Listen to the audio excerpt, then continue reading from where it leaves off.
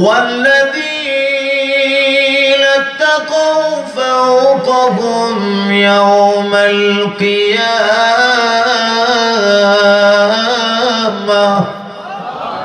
আরো জোরে করুন না আল্লাহু আকবার। কোরআন তেলাওয়াত ভালো লাগে না? আরো জোরে করুন না। আল্লাহর কোরআনে এ জিন্দেগিতে কোনোদিন স্বাদ মিটে না। আপনি সৌদি আরবে যান এক ডিজাইন, এখানে আসেন আরেক ডিজাইন, রফিক আনসারি পড়বো আরেক ডিজাইন, আরেক আনসারি পড়বো এটা আরেক ডিজাইন। কথা কোন ঠিক ঠিক না? কোরআন এমন এক কিতাব, আজীবন শুনবেন, কোনোদিন স্বাদ মিটে না। আল্লাহর দেওয়া। কেন মিটে না? এটা কারণ কোরআন হলো আল্লাহর অংশ, আল্লাহর জাত। কোরআন আল্লাহর অংশ, আল্লাহর জাত হলো কোরআন। কাজেই আল্লাহরে দেখলে, যদি কেউ দেখে, আমরা তো দেখার তৌফিক নাই, হাসরের ময়দানে দেখা যাবে। আল্লাহরে যদি কেউ দেখে, জীবনে কোনোদিন তার দেখে তৃপ্তি মিটবে না। ঠিক তেমনি ভাবে আল্লাহর অংশ হওয়ার কারণে কোরআন শ্রবণ করেও কোনোদিন তৃপ্তি মিটবে না। নির্যাতনের চিত্র পারল কেন? অসহায় সাহাবায়ে কেরাম যখন আল্লাহর নবীর দাওয়াত গ্রহণ করলেন, নেতা পর্যায়ে যারা ছিল, যাদের টাকা পয়সা বেশি, যাদের লাঠিয়াল বাহিনী বেশি, যাদের অস্ত্র শস্ত্র বেশি, এরা কিন্তু প্রাথমিক পর্যায়ে মুসলমান হয় নাই। কারণ আছে। আরো যেরকম ঠিক না ঠিক না? টাকা পয়সা থাকলে একটু বাপ বেশি থাকে না, মানুষের মোটে মানুষ গড়ে না। আরো যেরকম ঠিক না ঠিক না? এগুলা মাশাআল্লাহ ভালো লোক আছে, সবার কথা না। আরো যেরকম কথা ঠিক না ঠিক না? আল্লাহ কোরআনে বলছেন, আমার কথা না, বলতাম নেই আমি বললেন না, আপনি বলতেন যে ধরে বাদ দেবি। সব কোরআনে আছে, খালি পড়ার দরকার। আরো যেরকম কথা ঠিক না ঠিক না? বলতাম না একটা মান্নাইল খায়র।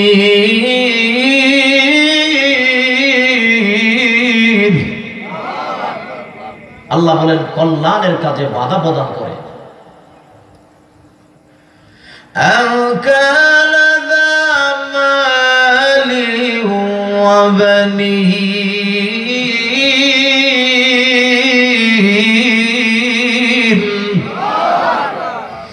আল্লাহ রাব্বুল আলামিন বলেন, ওগো নবীজি, কল্যাণের কাজে যারা বাধা দেয় এদের দিকে আপনি দৃষ্টি দিয়ে দেখেন। ওগো নবী, মান্নাইল খায়র, এখানে খায়র মানে হলো কল্যাণ। সবচেয়ে বেশি কল্যাণ হলো লা ইলাহা, কথা বলেন না, লা ইলাহা ইল্লাল্লাহ। এতেই কি বড় কল্যাণ দুনিয়ায় আর নাই। আল্লাহর নবী বলেন, ও আল্লাহ রাব্বুল আলামিন বলেন, ওগো নবীজি, কল্যাণের কাজে বাধা প্রদান করে। আপনি নজর করে দেখবেন, কল্যাণের কাজে বাধা দেয় যারা হলো টাকাওয়ালা। কোনওয়ালা? ফুলুস বেশি, ফুলুস। তারপরে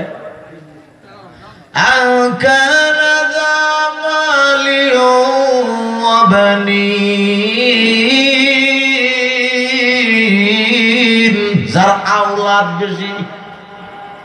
একটা হলো টাকাওয়ালা, আর একটা হলো আওলাদ বেশি। বর্তমানে এটা ডিজিটাল তরজমা হইল যার লাঠিয়াল বাহিনী বেশি। এটা হলো ডিজিটাল তরজমা। আরো যেরকম কথা ঠিক না? লাঠিয়াল বাহিনী যাদের, এদের দেখবেন হওয়ার বেশি।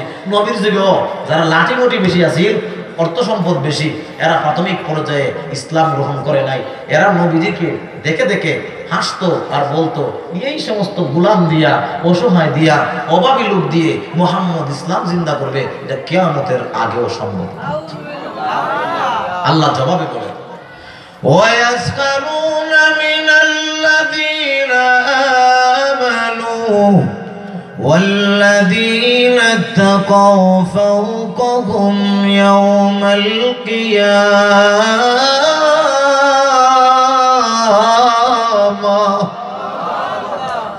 আল্লাহ রাব্বুল আলামিন বলেন, ওগো নবীজি, আপনার অসহায় সাহাবায়ে কেরামদেরকে দেখে এরা ঠাট্টা বিদ্রুপ করে, এদের দিয়ে ইসলাম কখনোই প্রতিষ্ঠিত হবে না। ওগো নবীজি, আপনি বেঈমান কাফেরদেরকে জানায়া দেন, তোমাদের কাছে তাদের সম্মান না থাকতে পারে, কিন্তু মহান আল্লাহ রাব্বুল আলামিনের কাছে তাদের সুউচ্চ মর্যাদা। তোমাদের কাছে মর্যাদা নাই, কিন্তু আল্লাহর কাছে এদের মর্যাদা আছে না? কথা বলেন না? নামাজ যারা পড়ে এদের আল্লাহর কাছে মর্যাদা আছে না? রোজা যারা থাকে এদের আল্লাহর কাছে মর্যাদা আছে না নাই? দুনিয়ার মানুষ তাদেরকে যদিও অর্থ কম থাকার কারণে, টাকা পয়সা কম থাকার কারণে এদেরকে অবজ্ঞা করলো, কিন্তু যারা নবী সাল্লাল্লাহু আলাইহি সাল্লামের সুন্নতের উপরে অটল অনড় থাকে, সুন্নতের উপরে নিজের জিন্দেগি উঠায়, যারা কোরআনের আদেশ নিষেধগুলো মান্য করে চলে, এদের সম্মান আল্লাহর কাছে আছে না? শুধু তা না, আল্লাহর নবীর সাহাবীদের উপরে নির্যাতন বাড়তে লাগলো। হযরত আম্মার ইবনে ইয়াসির রাদিয়াল্লাহু আনহুর পরিবার সহ সকলেই নির্যাতিত হলেন। এদেরকে এমন কষ্ট দেওয়া হলো, নির্যাতনের স্টিমুলার চাপায়া দেওয়া হলো। আল্লাহর নবী, বিশ্ব নবী রাহমাতুল লিল আলামিন তাদের পাশ দিয়ে যান। সাহাবী ডাকতে বলল, নবীজি আপনারা বললেন আল্লাহর সাহায্য আসবে, এখন পর্যন্ত আল্লাহর সাহায্য আসে নাই। সমস্ত পিঠগুলো আগুনের আংরার মধ্যে ওনাদেরকে রাখার কারণে পিঠ থেকে গোশতগুলো গলে গিয়েছে। শুধু তা না, কোন সাহাবায়ে কেরাম ঈমান আনার অপরাধে ওনাদেরকে মরুভূমির উত্তপ্ত বালির মধ্যে রেখে ভারী বস্তু দিয়ে চাপা দেওয়া হতো। শুধু তাই না, অনেক সাহাবায়ে কেরামদেরকে মরুভূমির মধ্যে টানা হয়েছিল। শুধু তা না, অনেক নারীকে পর্যন্ত হত্যা করে ফেলা হয়েছিল। সাহাবায়ে কেরাম ওই নির্যাতন দেখে আল্লাহর নবীকে লক্ষ্য করে বললেন, ও নবীজি আর কখন আল্লাহর সাহায্য আসবে?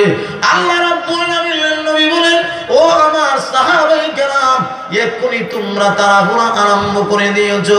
তোমরা কি জানো না, তোমাদের আগের জামানায়ও এক দুইজন নয়, অসংখ্য অগণিত হাজার হাজার সাহাবী, হাজার হাজার ঈমানদারদেরকে শুধুমাত্র ঈমান আনার কারণে জ্বলন্ত অবস্থায় আগুনে পোড়ায়া দেওয়া হয়েছে। ঈমানের পথ এটা রক্তে রাঙা পথ, ঈমানের পথ এটা পিচ্ছিল পথ। ঈমানের পথে যদি আপনি অটল থাকেন, আপনার জেল জরিমানা বরদাস্ত করা লাগবে। কথা কোন ঠিক না? ঠিক না? আজকে যিনি আসতেছেন আমরা প্রধান অতিথি আলী হাসান ওসামা, আপনারা জানেন বরণ করেছেন। দোষ কি? কেন দোষ? আলী হাসান ওসামার ব্যাপারে কোনো মামলা এই দেশে প্রমাণিত হয় নাই। কথা কোন ঠিক না? ঠিক না? মুফতি আলী হাসান ওসামার ব্যাপারে কোনো মামলা প্রমাণিত হয় নাই।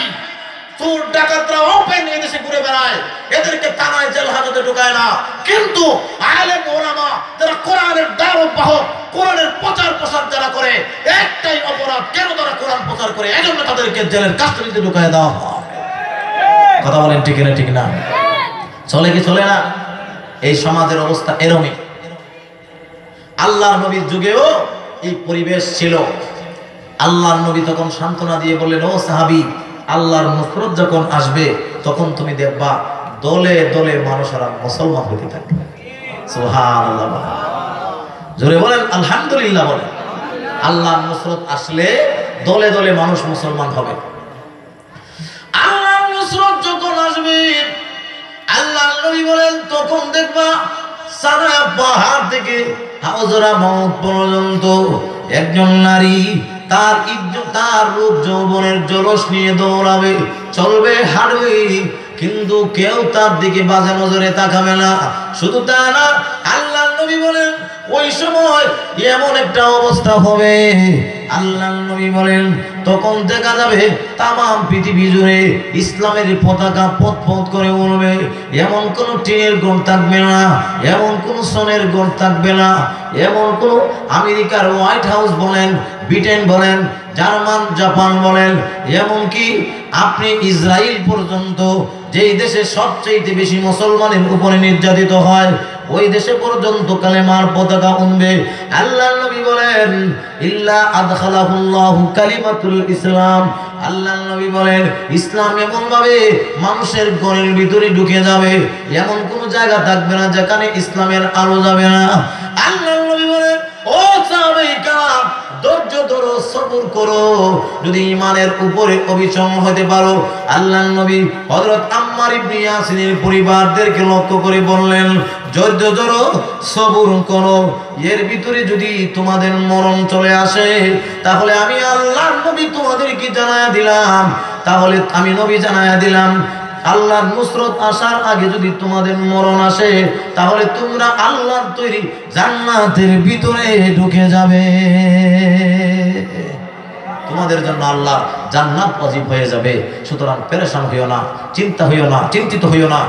আল্লাহ রাব্বুল আলামিনের নবী বলেন, এই যে ঈমানের উপর ইস্তেকামত, ঈমানের উপর যে আপনি ইস্তেকামত থাকবেন, সাহাবায়ে কেরাম তার নজির, তার দৃষ্টান্ত পেশ করে গেছেন কেমনে ঈমানের উপর ইস্তেকামত থাকতে হয়। কথা কোন ঠিক না ঠিক না?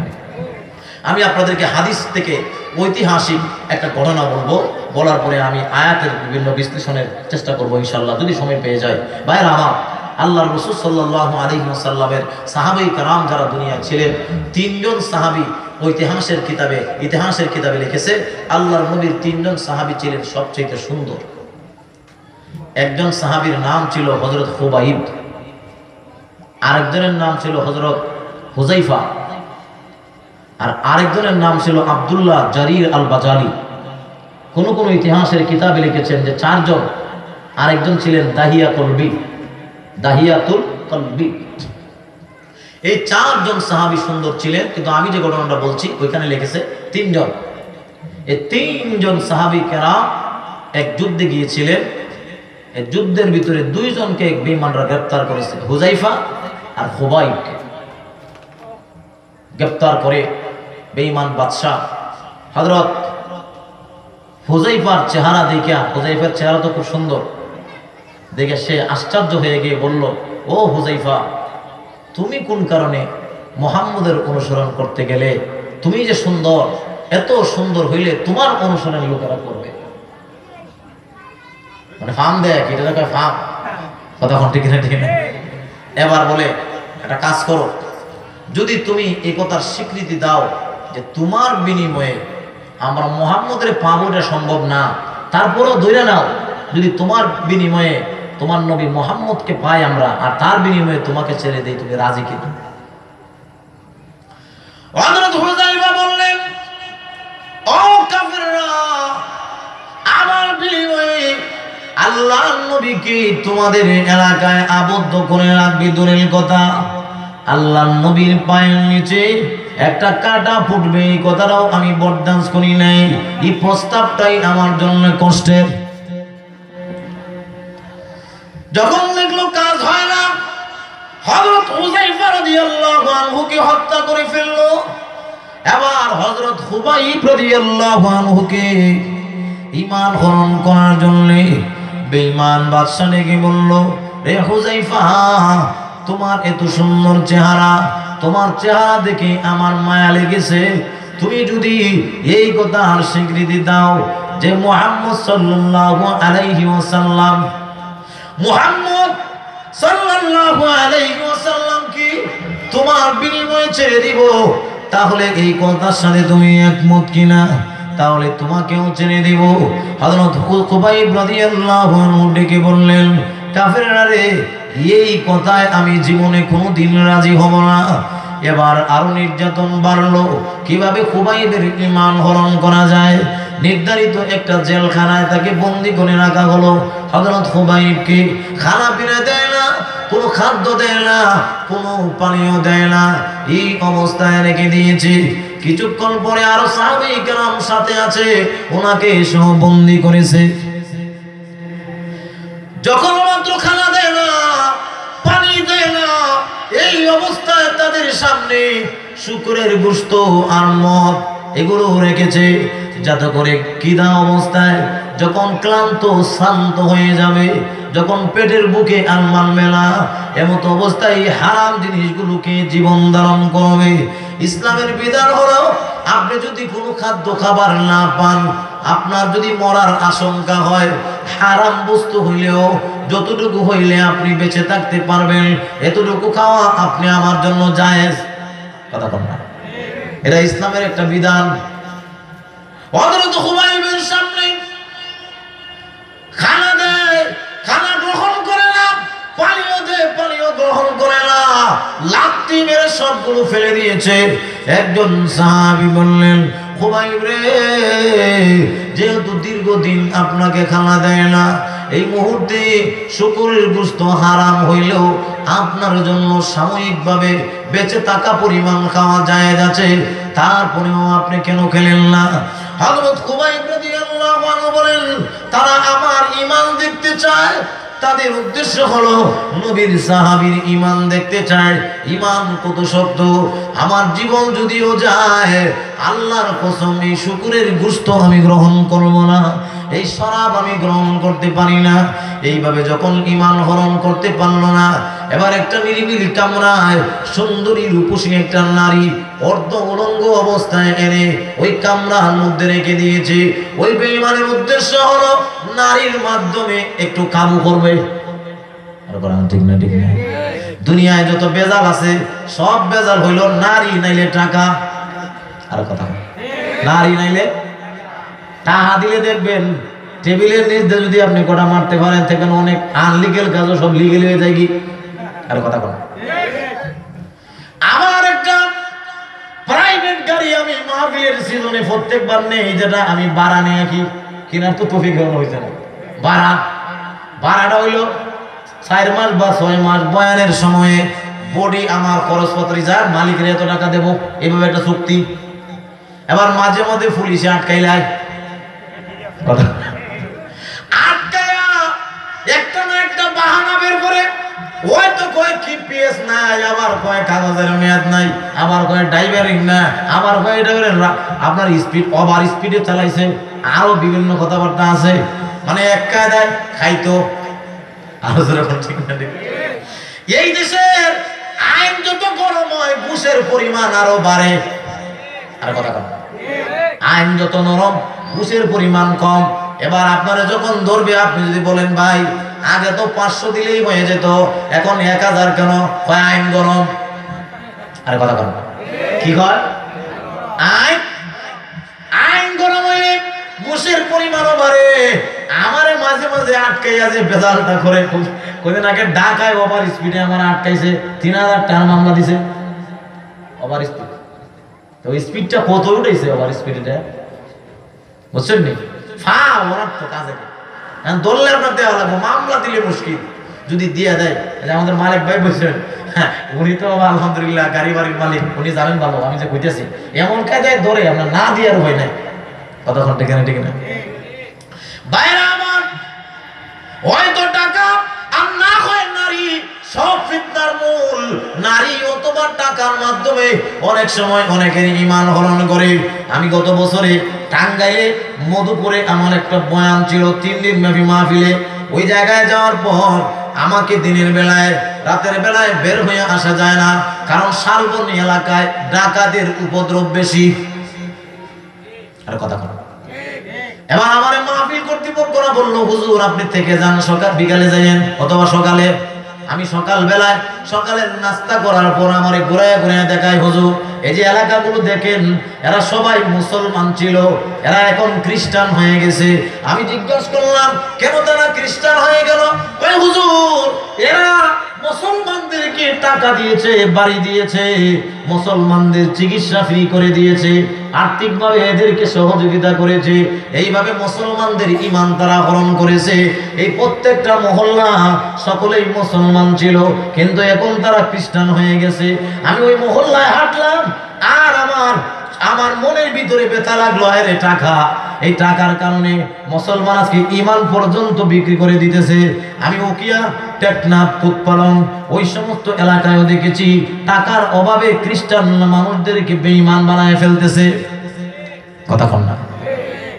অনেক টাকাওয়ালা আছে, ধনী মানুষ, মুসলমান, ওই মুসলমানদের ঈমান সংরক্ষণ করার জন্য একটু চিন্তাও নাই, খালি খায় আর ঘুমায়। আল্লাহর কাছে জবাব দেওয়া লাগবে কি লাগবে না? যাদের অনেক টাকা পয়সা আছে, এই ধরনের কার্যক্রমে যদি আপনি হেল্প করতেন, সহযোগিতা করতেন, তাহলে তারা ঈমান থেকে কমসে কম বেঁচে যাইতো। ভাইরা আমার, আমি বলতেছিলাম সকল ফিতনার মূল কারণ হলো নারী আর টাকা। হযরত খুবাইবকে চাপ প্রয়োগ করে তাকে খাদ্য খাবার বন্ধ করে দিয়ে যখন বেঈমান দেখলো কাজ হয় না, তখন নারী, অর্ধ উলঙ্গ নারী রুমের মধ্যে দিয়ে হযরত খুবাইবকে ঈমান হরণের চেষ্টা করলো। হযরত খুবাইব বুঝেছেন তারা দেখতে চায় নবীর সাহাবীর ঈমান কত পাওয়ারি। হযরত খুবাইব নামাজের মুসল্লায় দাঁড়ায় গেছে, মুসল্লা তো না, জেলখানায় বালির উপরে দাঁড়ায় গেছে। ভাইরা আমার, নামাজ পড়ার পরে যখন যথাক্রমে রুকু সিজদা পর বৈঠকের পরে সালাম যখন ফিরায়, সালাম ফিরে পুনরায় আবার নামাজের মধ্যে দাঁড়ায় যায়। এইভাবে সারা রাত নামাজ চললো। সকালবেলা ওই মহিলা বের হয়ে যায় আর বাদশা নন্দনকে ডেকে বলে, ও বাদশা নন্দন, আমাকে আপনি ক্ষমা করে দিন। সেই মানুষটা ফেরেশতা আমি বুঝতে পারলাম না, এমন পুরুষ আমি আমার জিন্দেগিতে দেখিনি। সে একবার নামাজে দাঁড়ায়, রুকু কিয়াম লম্বা করে করে সালাম ফিরানোর পরে পুনরায় আবার নামাজে দাঁড়ায় যায়। তার নারীর প্রতি কোনো ইন্টারেস্ট নাই। এই কথা বলার পরে এবার বেঈমান চিন্তা করলো, যেহেতু নারীর মাধ্যমে ঈমান হরণ করা সম্ভব হয় নাই, ঈমান ডেকে ডেকে বলে, ও খুবাইব, যদি তুমি আমার প্রস্তাবে রাজি হয়ে যাও, ঈমান যদি তুমি ছেড়ে দাও, তাহলে আমি তোমাকে আমার মেয়ে তোমার সাথে বিবাহ দিয়ে দিব। আমিও সুন্দর, আমার মাইয়াটা কোন ক্লাসে রইব বুঝই তো। বাপ সুন্দর, মা সুন্দর, মাইয়াটাও সুন্দর হইব। আরো ধরো কথা ঠিক না? ঠিক এটা জিকির করি, লা ইলাহা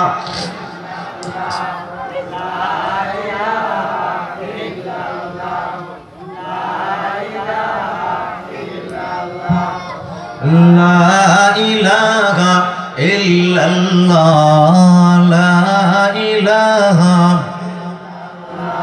লা ইলাহা ইল্লাল্লাহ মুহাম্মাদুর রাসূলুল্লাহ। ভাই আপনারা খুশি না বেজার? আলোচনা চলবে না শেষ দিয়ে দেব? কারা কারা চলবে? লিল্লাহি তাকবীর, মাশাআল্লাহ। আমি তো বইতেছিলাম যে যাইনি না, যাইনি, আই আরো বইছে। কথা কোন ঠিক না? ঠিক না? আলী হাসান ওসামা সাহেব আলোচনা করবো, আপনারা জানেন কই? দেখেন নে কি ইনশাল্লাহ আলোচনা হয়। আমরা তো এলাকার ছেলে, আমাদের দাবি বেশি, এজন্য আমার ভাই আব্দুল মালিক সাহেবের দাওয়াতে ওনার মাধ্যমে আসলাম। আমি তো এখানে আসলে কোনো ডিমান্ড করি না, কোনো কিছু চাওয়া থাকে না, কারণ যেহেতু এটা আমার এলাকা। অথচ অনলাইন অফলাইনে যারা দেখেন, আপনারা দেখবেন প্রচুর পরিমাণের বয়ান প্রতিদিন আমাদের শেয়ার হয় সারা দেশ থেকে। আলহামদুলিল্লাহ, এটা এলাকার ছেলে হিসাবে বললাম, কোনো ফুটানির জন্য না, অহংকারের জন্য না, দোয়ার জন্য বলেছি। আল্লাহ তাআলা আমাকে তোমরা কবুল করেন, সেজন্য বেশি করে দোয়া করবেন। কারণ আমাদের এলাকাতে শ্রীকোটায় ওয়াজের জগতে মনে হয় আমি একাই আছি। কথা বল, আর জোরে কর না কথাটা। কথা বলে গুনাই বলি, কথাটা সত্য না মিথ্যা বললাম? সারা বাংলাদেশে আমি রফিক আনসারী বয়ান করছি, এটা শ্রীকোটার মধ্যে মনে হয় একজনই। কথা বল ঠিক না? ঠিক না? একদম। তাহলে আপনাদের দোয়া করার দরকার আছে না নাই? আমি সোনারগাঁয়ের ব্যানারে সারা দেশে দৌড়াই, এটা আমাদের সোনারগাঁয়ের জন্য গৌরবের কিনা? গৌরবের না? তাহলে দোয়া করবেন বেশি করে, এজন্যই বলছি, আল্লাহ যেন কবুল করেন। বলতেছিলাম হযরত খুবাইব রাদিয়াল্লাহু আনহুকে এইবার বেঈমান প্রস্তাব দেয়, তুমি যদি আমার প্রস্তাব গ্রহণ করো, তাহলে আমার মেয়ে সুন্দরী রূপসী তোমাকে বিবাহ দিয়ে দেব। মেয়ে বিয়ে দেব মানে আমার মেয়ের নামে আমি বিবাহ দেব, মানে তুমি অর্ধেক রাজত্বের মালিক হবে। অর্ধেক রাজত্বের মালিক আমার তো ছেলে নাই, আমার কি নাই? আরো জোরে কর না। আমার ছেলে নাই, কাজেই তুমি আমার মেয়ের জামাই হওয়া মানে আমার এক ধরনের ছেলে। কাজেই তোমাকে আমি আমার রাজত্বের অর্ধেক দিয়ে দেব, আর আমার ইন্তেকালের পরে তুমি পুরা রাজত্বের মালিক হয়ে যাবে। বেঈমানরাও বুঝেছে যে পুরুষ ছাড়া সমাজ শাসন করলেই সমাজের কোনোদিন উন্নত হয় না। কথা বলেন ঠিক না? ঠিক না? এজন্য লন্ডন যান, ব্রিটেন যান, জার্মান যান, আপনি গিয়ে দেখেন এদের বেশি মূল দায়িত্ব হলো পুরুষ, সাথে রানী আছে, এটা রানী অন্য জায়গায়, কিন্তু মূল দায়িত্ব হলো পুরুষ। বেঈমানদের দেশে মূল দায়িত্ব পুরুষ, কারণ পুরুষ ছাড়া সমাজের পরিবর্তন হয় না। কারণ আল্লাহ রাব্বুল আলামিন মহিলাকে বানাইছেন এক কারণে, পুরুষকে বানাইছেন আরেক কারণে। পুরুষকে বানিয়েছেন নেতৃত্ব দেওয়ার জন্য, মহিলাকে বানিয়েছেন নেতৃত্ব বহন করার জন্য। আর কথা জোরে বলবেন, এবার কথা করে যাবে কি? রাগ করবেন না আপনারা? এটা আমার কথা না, আল্লাহ কোরআনে বলছেন। আল্লাহ কোরআনে বলছেন, আল্লাহ কোরআনে বলেন আর রিজালু কাওয়ামুনা আলান নিসা। আল্লাহ রাব্বুল আলামিন বলেন নারীর উপরে আমি আল্লাহ পুরুষকে প্রাধান্য দান করছি। আল্লাহ কি বলছেন? অর্থটা আমার সাথে বলেন, মানে নারীর উপরে পুরুষকে আমি আল্লাহ প্রাধান্য দান করছি। কোন হিসাবে? কারণ হলো পুরুষ হলো সত্য আটি, সত্য কাজ করতে পারে। এজন্য পুরুষকে আল্লাহ নারীর উপরে প্রাধান্য দান করেছেন, আর নারীকে তার আপন জায়গায় সম্মান বেশি দিয়েছেন। এটা কিভাবে? মাতৃত্বের জায়গায় নারীর সম্মান বেশি, সন্তানের জায়গায় মায়ের সম্মান বেশি। কথা করতে কিনা ঠিক না? কিন্তু দায়িত্বের ক্ষেত্রে আল্লাহ রাব্বুল আলামিন পুরুষকে বলেছেন তোমরা হচ্ছে বলবা, তারা গ্রহণ করবে। এজন্য দুনিয়ার কোন কিতাবে আপনি এটা পাবেন না যে নারীতে তালাক দিলে তালাক হয়। নারীর কথা বলা লাগবে যে তাফসীরে তালাকের পদ বলে আমি তালাক নিলাম। যেরকম কথা কি বলছে কথাটা আবার বলেন। আপনারা যারা বিচার সালিশ করেন আপনারা জানেন যে কাবিননামার আপনার উল্টা ফিটে ধারা আছে, ওই ধারায় লেখা আছে যে তাফসীরে তালাকের ক্ষমতা বলে, মানে জামাইয়ের দেওয়া ক্ষমতা বলে আমি আমার নফসের উপরে তালাক নিলাম। দিলাম বললে তালাক হবে না। যারা মুফতি সাহেবরা আছেন এই মাসালা আপনারা জানেন। তার মানে আল্লাহ রাব্বুল আলামিন প্রত্যেকটা ক্ষেত্রেই পুরুষকে আল্লাহ রাব্বুল আলামিন অগ্রাধিকার দিয়েছেন। কেন? কারণ পুরুষ হলো শক্ত, পুরুষের কোনো রূপবালাই নাই। এরা যা সমাজের উপরে যে কোনো সময় বালা মুসিবত আসলে আল্লাহর কাছে দোয়া করতে পারে। কিন্তু নারীর জীবনে 3 দিন 5 দিন 7 দিন এমন আছে যখন বালা মুসিবত তার জাতির উপরে আসলে দোয়া করারও সময় নাই। তার কোরআন শরীফ পড়তে পারবো, ধরতে পারবো, তার কথা বলেন না, নামাজ পড়তে পারবো, তাইলে ভেজাল আছে না নাই? এজন্য দায়িত্ব আল্লাহ পুরুষকে দিচ্ছে। এগুলো হলো ভিন্ন কথা, এগুলো কইতে গেলে টাইম লাগবে, কিন্তু এই লম্বা সময় লাগবে। আমি এজন্য কথা শেষ করতে হবে। মনে হয় আমার সিগন্যাল বাজে আইছেন না? ওদের ফারিদ হচ্ছে, ঠিক আছে, আছে আর কিছু বাইরে আমার আমরা কিছুক্ষণ পরেই আমরা মেইন কথায় চলে যাবো ইনশাআল্লাহ। ইনশাআল্লাহ বলতেছিলাম হযরত খুবাইব রাদিয়াল্লাহু আনহু ওনাকে যখন নারীর মাধ্যমেও ঈমান হরণ করতে পারল না, এবার ক্ষমতার লোভ দেখালো। ক্ষমতার লোভ, অর্ধেক রাজত্বের ক্ষমতা তোমাকে দিয়ে দেওয়া হবে, আর আমার ইন্তেকালের পরে আমার গোটা রাজত্বের মালিক তুমি হবে। এই প্রস্তাব দিয়ে দেওয়ার কারণে হযরত খুবাইব রাদিয়াল্লাহু আনহু একটু মুচকি হাসি তো নাই, উনি একটু অবজ্ঞার হাসি হাসলেন। এবার বাদশা ডাক দিয়ে বলল, ও খুবাইব, তুমি কি আমার প্রস্তাবে পছন্দ হলো না? আমার প্রস্তাবে কি তুমি রাজি না? তোমার কাজে দেখা যায় তুমি যেন অবজ্ঞার কিছু হাসি দিলে। হযরত খুবাইব রাদিয়াল্লাহু আনহু বলেন, তুমি তো ছুটো দেওয়ার জন্য বলেছো, আল্লাহর নবী তার চাইতে বড় কথার সুসংবাদ আমাকে দিয়েছেন। আল্লাহর নবী আমাকে বলেছেন, রে খুবাইব, ঈমান নিয়ে যদি তুমি দুনিয়া থেকে বিদায় হতে পারো তাহলে আমি মহান আল্লাহ রাব্বুল আলামিনের পক্ষ থেকে তোমাকে জানায়া দিলাম, যারা পরিমাণ ঈমান নিয়ে যদি তুমি পৃথিবী থেকে বিদায় হতে পারো 10 পৃথিবীর সমান জান্নাত আল্লাহ তোমাকে দিবে। তাইলে বলো তো দেখি, বড়টা রাইকা ছোটটা নেওয়ার জন্য কে রাজি হবে? কোনো পাগল আসেনি? দুনিয়ার রাজত্ব আর কত বড়? আল্লাহ তো বলছেন 10 পৃথিবী। কথা বল না সুবহানাল্লাহ। মনে রাখবেন, বলল এইভাবে কাজ হবে না। গরম পাতিলার মধ্যে হযরত খুবাইব রাদিয়াল্লাহু আনহুকে ঈমানের পথ থেকে সহায়তা দেওয়ার জন্য ডাক দিয়ে বলল, রে খুবাইব, এখনো সময় আছে। যদি আমার প্রস্তাব না মানো তাহলে তোমাকে গরম তেলের মধ্যে ফেলে দেব। গরম তেলে ফেলে দেওয়ার সাথে সাথে তোমার কষ্টগুলো তোমার শরীর থেকে আলাদা হয়ে যাবে, আর তখন দেখা যাবে, আর তোমার হাড্ডিগুলো দেখা যাবে। ভাইরা আমার লক্ষ্য করে শুনবেন, ওই হাড্ডিগুলো কিছুক্ষণের ভিতরে গোশত শরীর থেকে ছেড়ে গিয়ে হাড্ডিতে রূপান্তরিত হবে। যেই মাত্র এই কথা বলল, হযরত খুবাইব বলেন, গরম তেলের মধ্যে আমাকে ছেড়ে দিলে আমার শরীরে গোশতগুলো আলাদা হয়ে শুধু হাড্ডিতে রূপান্তরিত হবে, এ কথা আমি জানি। তারপরেও পরিষ্কার জানায় দিলাম, ঈমানের রাস্তা থেকে আমি কোনোদিন দূরে যাব না।